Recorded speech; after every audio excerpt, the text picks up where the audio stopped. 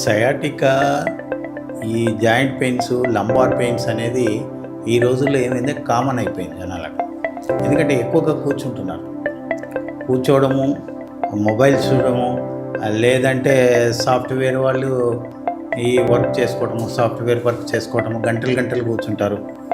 ఇక ప్రయాణాలు కూడా అట్లానే ఉంటాయి, గంటలు గంటలు ప్రయాణాలు చేస్తుంటారు. దానివల్ల ఈ నర్వ్స్ అనేది ఒక్క దగ్గరికి వచ్చేసేస్తాయి.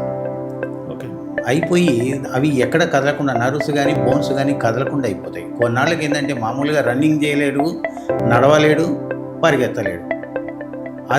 అదిగా ఇది వాడుకోవచ్చు.